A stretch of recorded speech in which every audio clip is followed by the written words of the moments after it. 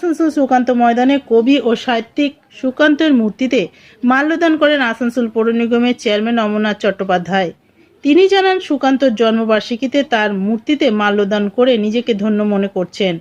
আসানসোল পৌর নিগমের পক্ষ থেকে বিশিষ্ট ব্যক্তিদের জন্মদিন ও প্রয়াণ দিবসে তাদের প্রতি শ্রদ্ধা জানানো হয়। কবি সুকান্ত মাত্র 20 বছর বয়সে টিবি রোগে আক্রান্ত হয়ে মারা গেছেন। 20 বছরের সাহিত্যের ওপর তার অবদান ভোলা যায় না। এখনো আমরা তার রচিত কবিতা পড়ে শরীরে এক অন্যরকম অনুভূতি অনুভব করি। তিনি বেঁচে থাকলে সাহিত্যে অনেক কিছু দিয়ে যেতে পারতেন।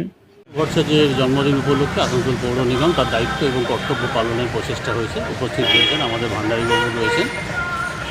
আমরা চেষ্টা করি সমস্ত মনীষীদের জন্মদিন এবং মৃত্যুদিন পালনের মধ্যেখান দিয়ে আসানসোলবাসীকে এই বার্তা দিতে যে তাদের যে সাহিত্যের উপর যে চর্চা, সেই সাহিত্য এবং সংস্কৃতি যদি বজায় থাকে তাহলে সুন্দরভাবে সমাজ তৈরি হবে।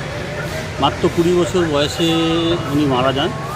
এই 20টা বছরের মধ্যেখানে উনি যেরকমভাবে তার যে অবদান এবং উনি যে টিবি রোগে আক্রান্ত হয়ে মারা গিয়েছিলেন,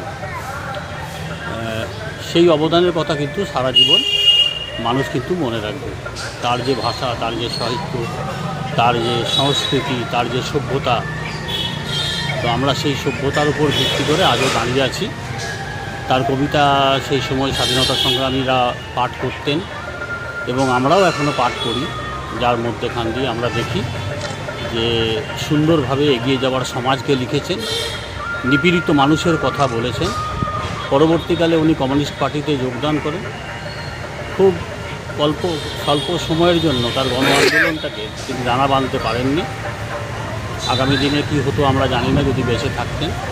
তবে সাহিত্য ওনার কাছ থেকে অনেক কিছু পেত এবং যদি উনি মারা না যেতেন, সাহিত্যকে আরও অনেক কিছু দিয়ে যেতেন।